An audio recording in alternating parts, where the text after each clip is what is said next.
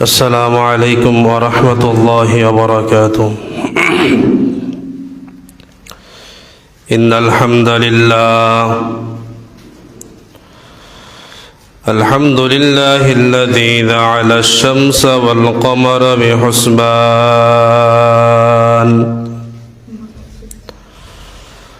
والنجم والشجر يسجدان وفضل زمانا على زمان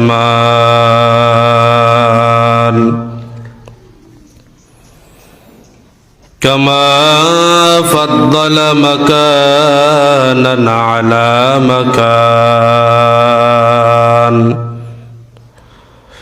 وإنسانا على إنسان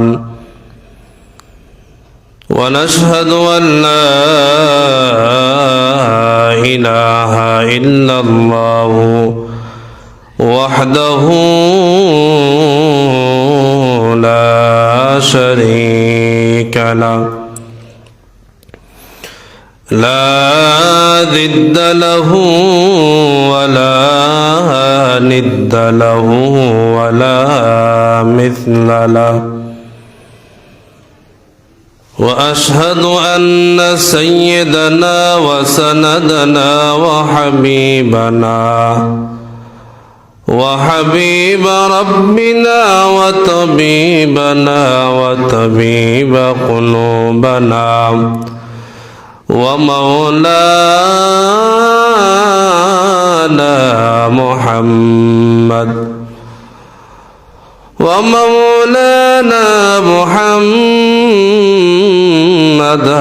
صلى الله عليه وسلم.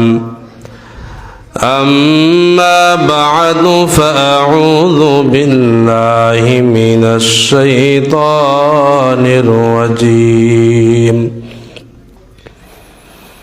بسم الله الرحمن الرحيم.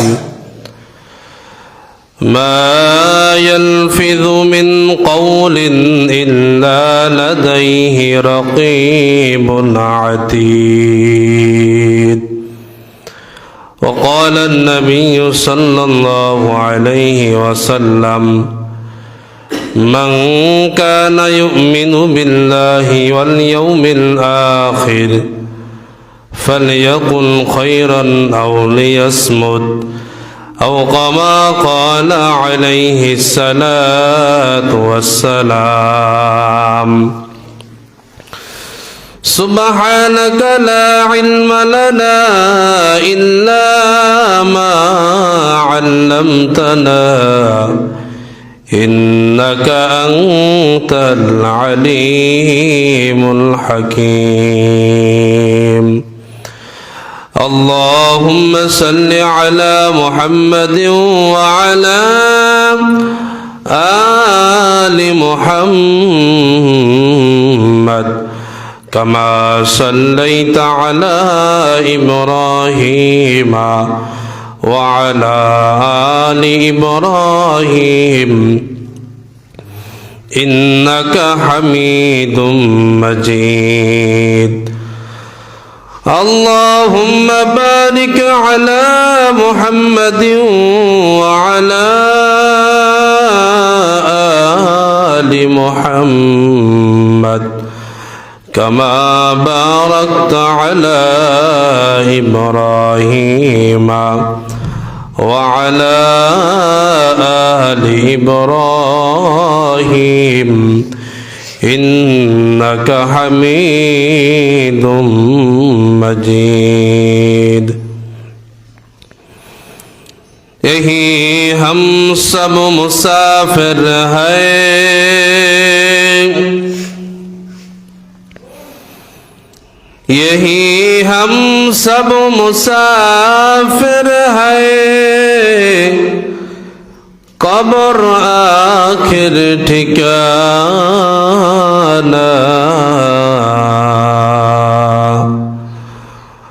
कोई आगे रवाना है, कोई पीछे रवाना। बलगल उला बिकमालिही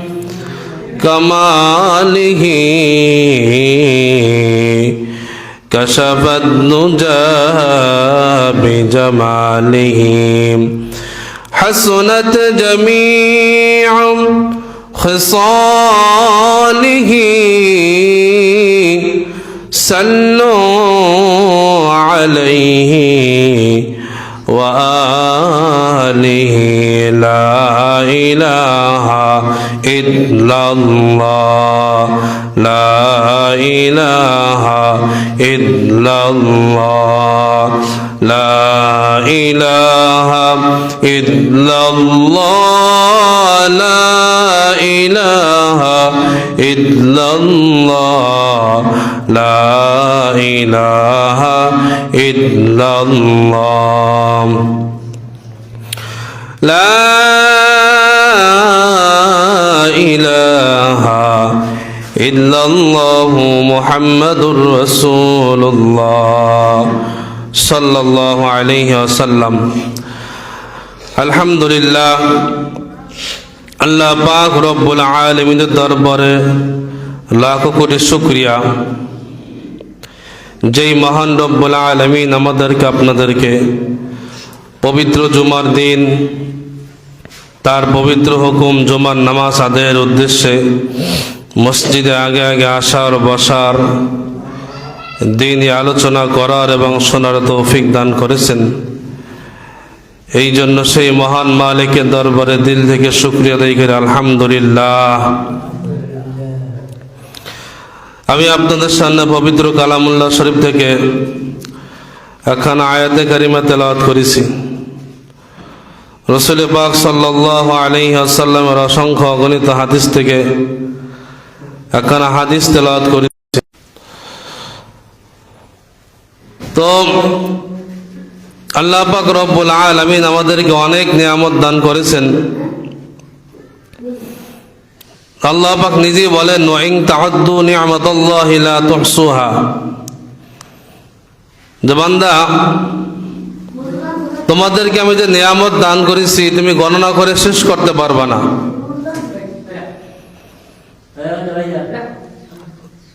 হাজারো নিয়ামতের ভিতরে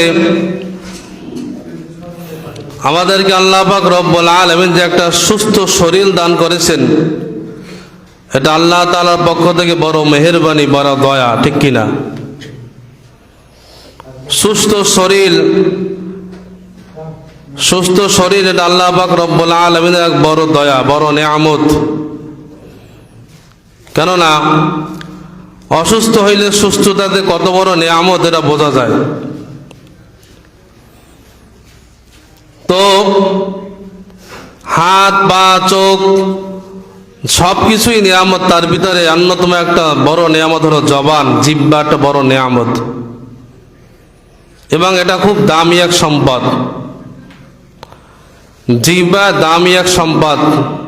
এর ব্যবহার যদি সঠিকভাবে করা যায় তাহলে এই জিহ্বা মানুষকে অনেক দামি স্থানে পৌঁছে নিয়ে যায়। আর যদি এই জিহ্বার যদি অপব্যবহার করা হয় তাহলে একটা মানুষকে উপর থেকে নিচের দিকে ফেলাই দেয় সামান্য সময়ের কারণে, ঠিক কিনা? এই জন্য রাসূল সাল্লাল্লাহু আলাইহি ওয়াসাল্লাম বলেন, قال النبي صلى الله عليه وآله وسلم من يضمن لي ما بين لحييه وما بين رجليه أضمن له الجنة। পয়গম্বর আলাইহিস সালাতু ওয়াস সালাম বলেন, উম্মতের দল, তোমরা যদি তোমাদের দুইটা অঙ্গের জিম্মাদারি নিতে পারো, আমি পয়গম্বর কথা দিলাম, তাহলে তোমাদের জান্নাতের জিম্মাদারি আমি রাসূল নেব। কয়টা অঙ্গের জিম্মাদারি? দুইটা।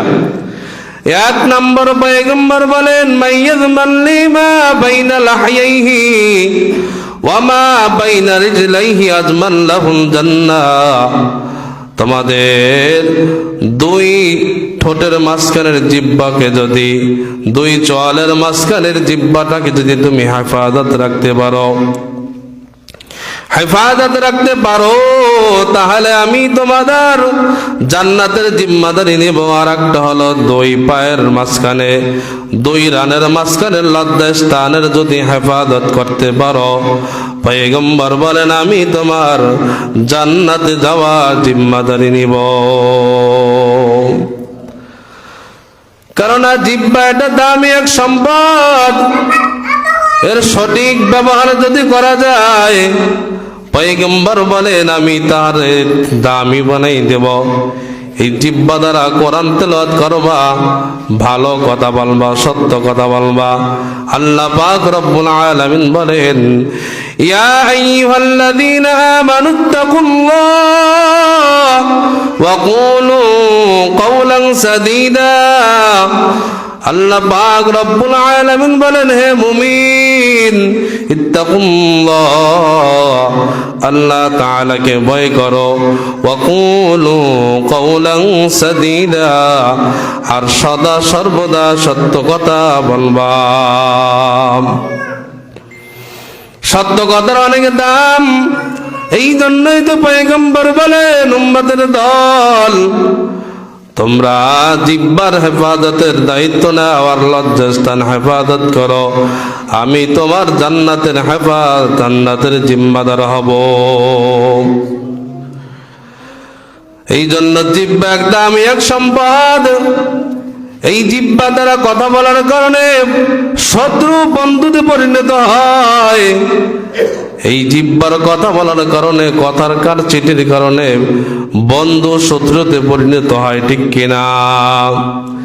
একজন অপরিচিত, একজন বেগানা মহিলা যাকে দেখা হারাম, এই মুখ দিয়া বলার কারণে সে চিরজীবনের জন্য স্ত্রী হইয়া হালাল হয়ে গেছে।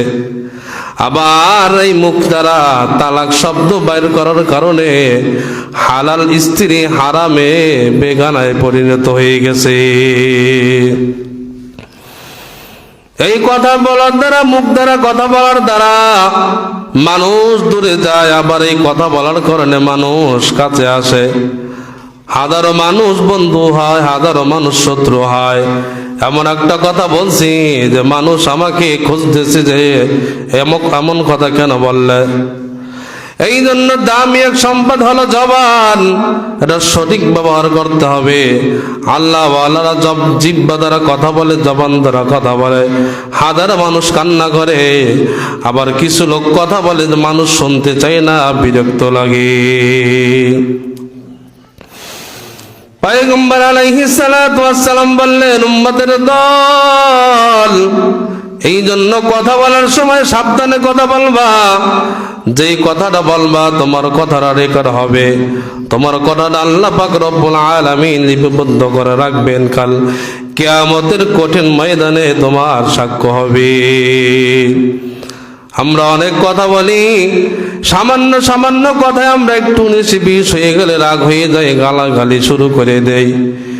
না না, আমি আপনি যা কিছু বলি না কেন এটা রেকর্ড হয়ে আছে। কাল কিয়ামতের কঠিন ময়দানে এটা আল্লাহ তাআলা সামনে পেশ করা হবে। সেদিন কোথায় যাব? হাদিসে পাকের ভিতরে নবীজি বলেন, সাহাবা একরামদেরকে বললেন, ও সাহাবা একরামের দল, তোমরা কি বলতে পারো গরিব কে?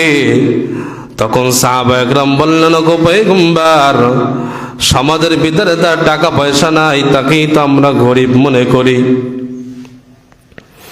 তখন পয়গম্বর বললেন, না না না, গরিব ওই ব্যক্তি যে কিয়ামতের ময়দানে বিশাল নেকির পাহাড় নিয়ে উঠবেন।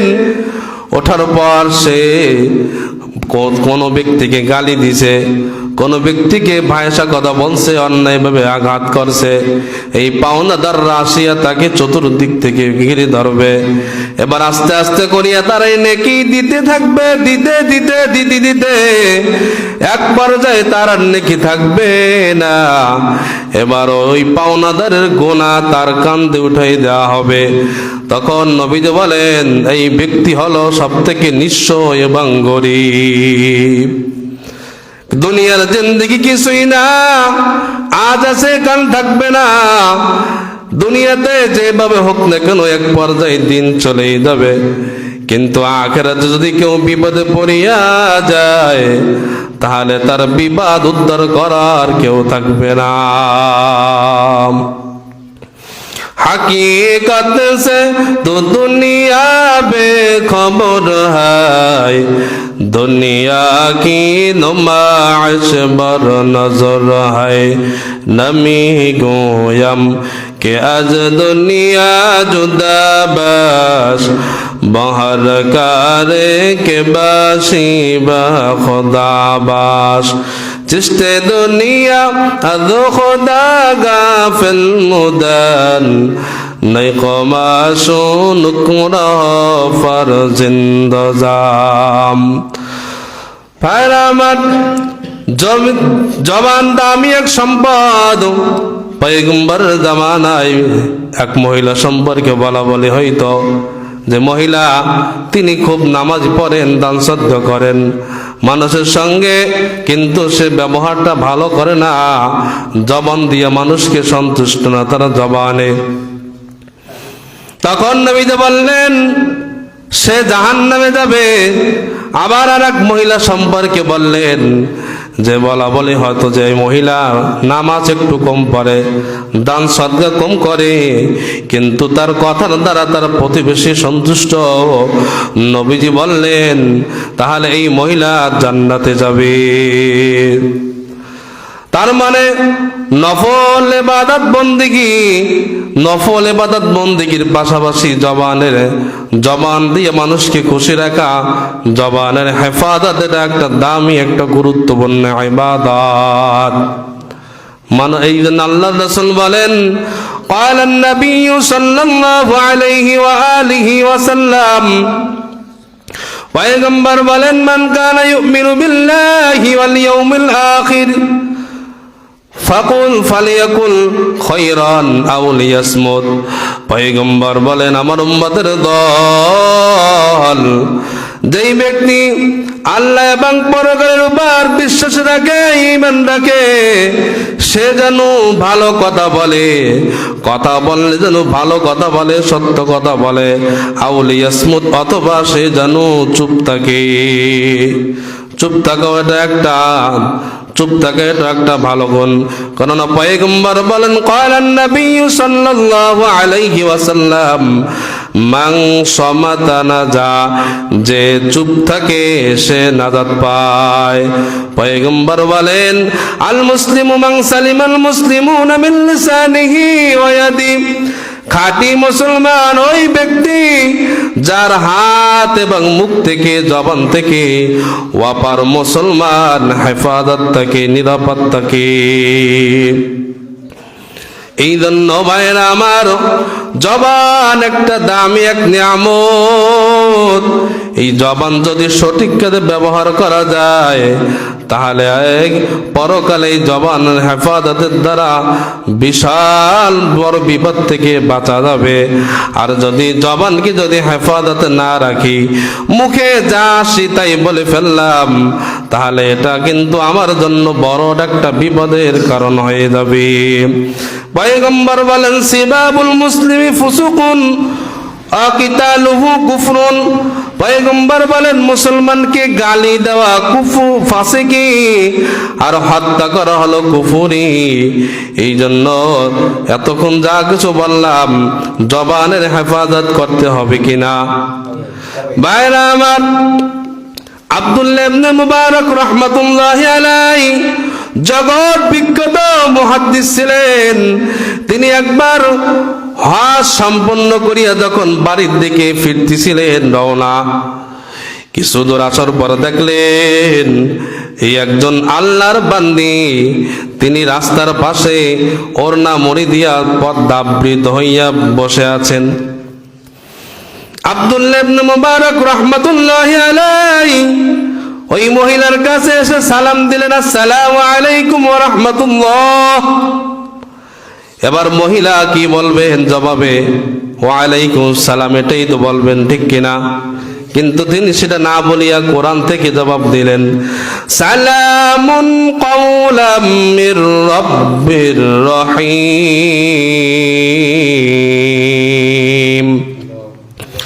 তিনি বললেন, দয়াময় রবের পক্ষ থেকে তোমাকে সালাম। এবার আব্দুল্লাহ ইবনে মুবারক রাহমাতুল্লাহি আলাইহি তিনি ওই মহিলাকে প্রশ্ন করলেন, ও মহিলা, আপনি এখানে বসে বসে কি করেন? তখন মহিলা কোরআনের আরেকটা আয়াত থেকে জবাব দিলেন, মাইয়ুদলিলিল্লাহু ফালা হাদিয়া লা। আল্লাহ রাব্বুল আলামিন যাকে পথহারা করেন তাকে দুনিয়ার কেউ পথ দেখাইতে পারে না। এই আয়াত পরে মহিলা বুঝাইলেন যে আমি পথ হারাই ফেলাইছি, আমি এই জন্য এখানে বসে আছি, আমি তো কোথাও চিনি না। এবার আব্দুল্লাহ ইবনে মুবারক রাহমাতুল্লাহি আলাইহি ওই মহিলাকে জিজ্ঞেস করলেন, ও মহিলা, আপনি কোথায় গেছিলেন এবং কোথায় যাইতে চান? তখন মহিলা কোরআনের আরেকটা আয়াত পড়ে জবাব দিলেন, সুবহানাল্লাযী আসরা বিআবদিহি লাইলাম মিনাল মাসজিদিল হারামি ইলাল মাসজিদিল আকসা। মহিলা কোরআনের আয়াত পড়ে বুঝাইলেন, আমি বাইতুল্লাহ হজ করতে আসছিলাম, আমার বাড়ি হইল বাইতুল মুকদ্দাস, আমি পথ হারাই ফেলাইছি। এবার আব্দুল্লাহ ইবনে মুবারক রাহমাতুল্লাহি আলাইহি জিজ্ঞেস করলেন, ও মহিলা, আপনি এখানে কতদিন ধরে বসে আছেন? তখন তিনি এই কথার জবাবে কোরআন আরেকটা আয়াত পড়ে জবাব দিলেন, সালাসা লায়ালিন সাওয়িয়া। পূর্ণ 3টি রাত ধরে, 3 দিন 3 রাত ধরে এখানে অবস্থান করতেছি।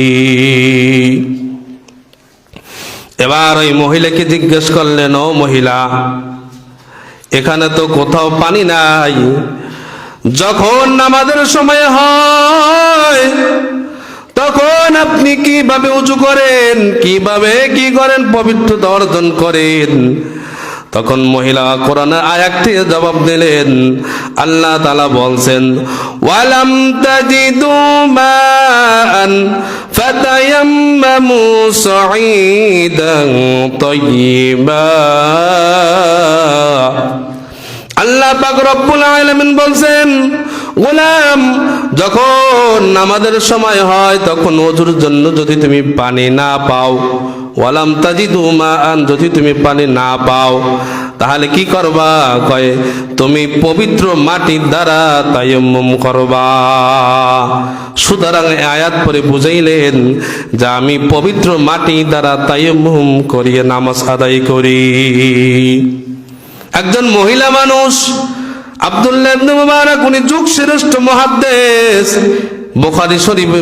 বুখারী শরীফ যিনি লেখছেন তার ওস্তাদ আব্দুল্লাহ ইবনে মুবারক রাহমাতুল্লাহি আলাইহি, তার একজন সাধারণ একজন মহিলা তাকে যেই কথাই জিজ্ঞাসা করে কোরআন থেকে জবাব দেয়। কত দামি একজন মহিলা! আজকে আমাদের অনেক মা বোনেরা কোরআন তো পড়তেই জানে না, কোরআন থেকে কথা বলে তো দূরের কথা, কম না কোরআন পড়তেই জানে না। আছে না নাই?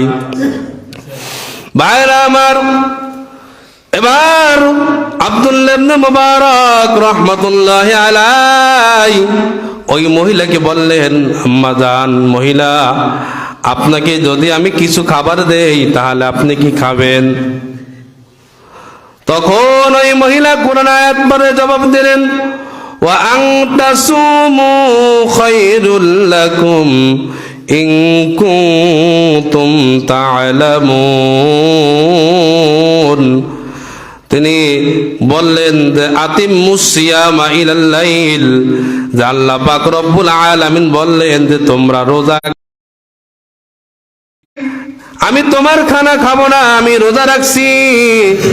এবার আব্দুল্লাহ ইবনে মুবারক রাহমাতুল্লাহি আলাইহি বললেন যে এখন তো রমজান মাস না, আর সফরে থাকাকালীন রমজানের রোজা ভাঙ্গাও তো জায়েজ আছে, সুতরাং আপনি রোজাটা ভেঙ্গে আমার খানাটা খেয়ে নেন। তখন আব্দুল্লাহ ইবনে মুবারকের কথার জবাবে ওই মহিলা বললেন, ওয়া আন তাসুমু খায়রুল লাকুম ইন কুনতুম তা'লামুন, তোমরা যদি জানতে রোজা রাখাটা কত ভালো, রোজা রাখা যে কত সওয়াবের কাজ, তোমরা যদি এটা জানতে তাহলে রোজা ভাঙতা না। আল্লাহ তাআলা যেহেতু বলছেন রোজা রাখাটাই ভালো, সুতরাং তোমার খানা আমি খাবো না। এবার আব্দুল্লাহ ইবনে মুবারক রাহমাতুল্লাহি আলাইহি মহিলাকে বললেন, ও মহিলা, আপনি আমার সঙ্গে সব কথা তো কোরআনের থেকেই বলতেছেন, আপনি কি আমার মতন আরবিতে কথা বলতে পারেন না? এবার মহিলা আব্দুল্লাহ ইবনে মুবারকের এই কথার জবাবে তিনি কোরআন থেকে আর একটা জবাব দিলেন, মা ইয়ালফিযু মিন কাওলিন ইল্লা লাদাইহি রাকীবুন আতীদ।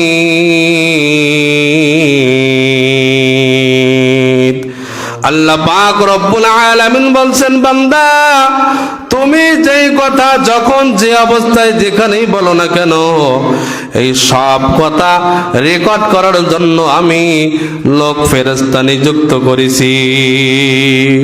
সুতরাং কথা বললে সাবধানে বলবা। আল্লাহ পাক রব্বুল আলামিন আমি যেই কথা বলি না কেন সব কথা রেকর্ড করিয়ে রাখেন। মহিলা বোঝাইতে চাইলেন, কালকে আমাদের কঠিন ময়দানে আল্লাহ পাক রব্বুল আলামিন যখন আমলনামা সামনে দিবেন, আমলনামা পেশ করার পর বান্দাকে কেউ ডান হাতে আমলনামা পাবে, কেউ বাম হাতে আমলনামা পাবে। ডান হাতে আমলনামারা কত ভাগ্যবান হবে, ডান হাতে আমলনামা পাওয়ার পর সবাইকে দেখাইতে থাকবে আর বলবে, দেখো হা উমুকরাউ কিতাবিয়া, আমার আমলনামা কত সুন্দর। আর যারা বাম হাতে আমলনামা পাবে তারা তো কত খুদনসিব, তারা কত বদনসিব, তারা কপাল পরা হবে, তাদের দুঃখের কোনো শেষ থাকবে না। ওই মহিলা বোঝাইতে চাইলেন, আমি চাই কিয়ামতের ময়দানে আল্লাহ পাক রব্বুল আলামিন যখন আমার আমলনামাটা আমার হাতে দিবেন, তখন চাই যেন আমার প্রত্যেকটা কথা কোরআন অনুযায়ী হয়। সুবহানাল্লাহ। এবার আব্দুল্লাহ ইবনে মুবারক রাহমাতুল্লাহি আলাইহি বললেন, ও মহিলা, আমি যদি আপনার গন্তব্যে পৌঁছে দিতে চাই, আপনি কি যাবেন? তখন মহিলা কোরআনে আরেকটা আয়াত পড়ে জবাব দিলেন যে, তোমরা যদি ভালো কাজ করতে চাও তাহলে এই সম্পর্কে আল্লাহ তাআলা অবগত আছেন, এই ভালো কাজটা করলে তুমি আল্লাহ তাআলার পক্ষ থেকে প্রতিদান পাবা। এবার আব্দুল্লাহ ইবনে মুবারক রাহমাতুল্লাহি আলাইহি তিনি যখন উটনি বসাইতেছিলেন, তখন আব্দুল্লাহ ইবনে মুবারক রাহমাতুল্লাহি আলাইহি মনে মনে চিন্তা করলেন, মহিলা মানুষ উটের পিঠে ওঠার সময় তো পড়ে যাইতে পারে, এই জন্য তার দিকে তাকাইয়া আছেন। আর মহিলাও চিন্তা করতেছেন, ওই আব্দুল্লাহ ইবনে মুবারক একজন বেগানা পুরুষ, আমি উটের পিঠে ওঠার সময় আমার শতরাঙ্গ হয়ে যাইতে পারে, সুতরাং সে আমার দিকে কেন তাকাবে? তখন তাকে যে অন্য দিকে আপনি ফিরেন এই কথা কেমনে বলবে? তিনি কোরআনে আর একটা আয়াত থেকে বললেন, কুল্লিল মুমিনিনা ইয়াগুদ্দু মিন আবসারিহিম। আল্লাহ পাক রব্বুল আলামিন বললেন, হে মুমিন পুরুষগণ, তোমরা তোমাদের চক্ষুকে বেগানা নারীদের দিকে অন্যদিকে ফিরাও। এই আয়াত পরে বুঝাইলেন মুহাদ্দিস সাহেব, আপনি অন্যদিকে নজর দেন, আমি উটের পিঠে উঠব। এবার উটের পিঠে উঠলেন। ওঠার পর মহিলা আল্লাহ তাআলা শুকরিয়া দান দোয়া বললেন, সুবহানাল্লাযী সাখখারা লানা হাযা ওয়া মা কুন্না লাহু মুকরিনিন ওয়া ইন্না ইলা রাব্বিনা লামুনকালিবুন।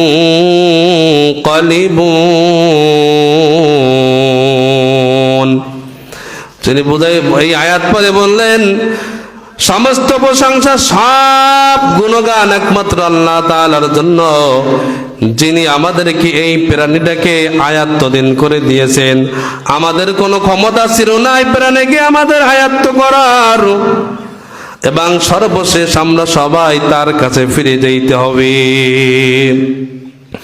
এবার মুহাদ্দিস সাহেব ওই মহিলাকে উঠাইয়া উটের পিঠে উঠাইয়া তিনি বলেন, আমি উটকে জোরে জোরে হাঁকাইতেছিলাম, চালাইতেছিলাম, তখন আমি যে জোরে চালাইতেছি এটা যে আমার ভুল হইতেছে। তিনি এই কথাটা একটা কোরআন থেকে বললেন, ওয়াকসিদি ফি মাশইকা ওয়াগুদুদ মিন সাউতিক। এই আয়াত পরে বুঝাইলেন আল্লাহ পাক রব্বুল আলামিন বলছেন যে বললাম তোমরা তোমাদের স্বরকে নিম্নগামী করো এবং তোমরা মধ্যম পন্থায় হাঁটো।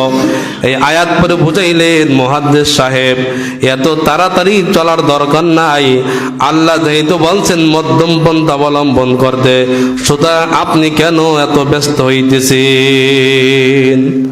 একজন মহিলা মানুষ প্রতিটা কথা কোরআন থেকে বলে। এবার মুহাদ্দিস সাহেব কিছু দূর যাইতে যাইতে উনি আরবি কিছু কবিতা, শের, আশার এগুলো পড়তেছিলেন আব্দুল্লাহ ইবনে মুবারক। এবার ওই মহিলা তাকে কেমনে ফিরাবে, তখন তিনি কোরআনে আর একটা আয়াত পড়লেন, ফাকরাউ মা তায়াসসারা মিনাল কুরআন। আল্লাহ পাক রব্বুল আলামিন বলেন, গোলাম ফাকরাউ মা তায়াসসারা মিনাল কুরআন, তোমার কোরআন থেকে, কোরআনের যেখান থেকে সহজ মনে হয় সেখান থেকে তুমি তিলাওয়াত করো। অর্থাৎ এই আয়াত পরে বুঝাইলেন মুহাদ্দিস সাহেব এই আরবি কবিতা, আরবি শের পড়িয়া কোনো লাভ নাই। আপনি কোরআন পড়তে থাকেন, তাহলে প্রতিটা অক্ষরে অক্ষরে নেকি দেবেন কে? কে নাকি দেবেন? আল্লাহ নাকি দেবেন। এই জন্য বুঝাইলেন মুহাদ্দিস সাহেব আপনি এই কবিতা, শের, আশার এগুলো পড়িয়ে কোনো লাভ নাই, আপনি কোরআন তেলাওয়াত করেন যেখান থেকে সহজ মনে হয়। এবার কিছু দূরে যাইতে যাইতে আব্দুল্লাহ মুবারক বলেন, আমি চুপ হয়ে গেলাম, কোনো কথা বললাম না। সর্বনাশ, এটা কেমন মহিলা! এমন মহিলা তো আমি জীবনেও দেখি নাই। আমি এত বড় একজন মুহাদ্দিস, তারপরে এই মহিলা যেটাই বলি সব দেখি কোরআন থেকে বলে। এবার কিছুদিন যাওয়ার পর বলতেছেন, মহিলা আপনার কি স্বামী আছে নাকি? অর্থাৎ মনে মনে একটা ধারণা যে এই মহিলা এত বড় নেককার মহিলা, এর যদি স্বামী না থাকে তাহলে এমন একজন নেককার মহিলাকে যদি বিবাহ করা যায় তাহলে তো কালকে আমাদের কঠিন ময়দানের ওসিলায় পার পাওয়া যাবে। অথচ তিনি কত বড় একজন মুহাদ্দিস, তারপরও তার ভিতরে একটা আখিরাতের বড় ভয়। অথচ আমরা মুসলমান নামাজ শুক্রবারের দিন আসলে একটু হাজিরা দিই, তারপরও আজান হয়ে যায়, আমাদের ভিতর কোনো অনুভূতি নাই যে আমাদের নামাজ পড়া লাগবে, আমাদের মরা লাগবে, আল্লাহর সামনে দাঁড়াইতে হবে কিয়ামতের কঠিন ময়দানে, যেখানে নবী রাসূলুল্লাহ পর্যন্ত ভয়ে থরথর করে কাঁপবে। আমাদের ভিতর সেই অনুভূতি নাই, সেই ভয় নাই। যখন ওই মুহাদ্দিস সাহেব বললেন আপনার কোনো স্বামী আছে নাকি, তখন ওই মহিলা কোরআন আরেকটাকে আরেকটা জবাব দিলেন, লা তাসআলু আন আসিয়া ইন তুবদা লাকুম তাসুকুম। মুহাদ্দিস সাহেব যখন প্রশ্ন করলেন আপনার কোনো স্বামী আছে নাকি, তখন তিনি কোরআনের আয়াত পড়লেন আর বুঝাইলেন যে আল্লাহ পাক রব্বুল আলামিন বললেন যে তোমরা এমন কোনো প্রশ্ন করবা না যেই প্রশ্ন করার পর যদি জবাব দেওয়া হয়, জবাব শোনার পর তোমাদের খারাপ লাগতে পারে। অর্থাৎ বুঝাইলেন আপনি আমার কাছে জিজ্ঞেস করেছেন তোমার স্বামী আছে নাকি, এখন যদি বলি আমার স্বামী আছে, তাহলে আপনার খারাপ লাগতে পারে। এই জন্য এমন কোনো প্রশ্ন জিজ্ঞেস করবো না যেটা শোনার পর তোমার খারাপ লাগতে পারে। এবার মুহাদ্দিস সাহেব বলেন, আমি একদম চুপ হয়ে গেলাম, কোনো কথা বলি না। কিছুক্ষণ পর ওই মহিলাকে জিজ্ঞেস করলাম, যেহেতু স্বামী তো আছে, এটা বুঝাইলেন কোরআন আয়াত পড়ে, তার মানে তো ছেলে সন্তানও থাকতে পারে। এবার বুঝাইলেন, ও মহিলা, আপনার কোনো ছেলে সন্তান আছে নাকি? তখন ওই মহিলা কোরআন আরেকটা আয়াত পড়ে জবাব দিলেন, আল মালু ওয়াল বানুনা জিনাতুল হায়াতিদ দুনিয়া। ছেলে সন্তান ধন সম্পদ আল্লাহ তাআলার নিয়ামত, এটা দুনিয়ার জিনাত, সৌন্দর্য। এই আয়াত পরে বুঝাইলেন আমার ছেলে সন্তান আছে। কিছুক্ষণ পর বললেন, তাহলে তাদের কি নাম? আপনার সন্তানদের নাম কি কি? আমরা তো এমনও নাম রাখি সন্তানদের যে মুসলমান না হিন্দু বোঝাই যায় না। কিন্তু ওই মহিলা তাদের সন্তানের নাম কোরআন থেকে বলতেছে। কি বলতেছে?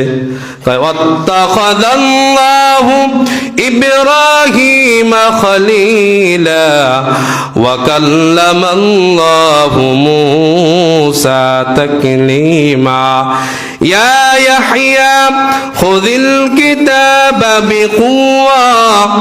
তিনি এই আয়াত পড়ে বুঝাইলেন, আমার এক ছেলের নাম ইব্রাহিম, এক ছেলের নাম মূসা, আর এক ছেলের নাম ইয়াহইয়া। সুবহানাল্লাহ।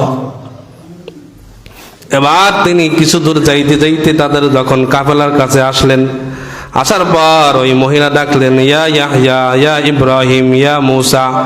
তার তিনজন নওজোয়ান বের হয়ে আসলেন এবং তার মাকে দেখে অনেক খুশি হইলেন, কেননা তার মা হারাই গেছেন। লম্বা কাহিনী সংক্ষেপে বলতেছি। এরপর মহিলা কিছু টাকা পয়সা দিয়ে বাজারে পাঠাইলেন তাদের সন্তানদেরকে। বাজারে পাঠানোর পর তিনি বাজার থেকে খাবার কিনে আনলেন।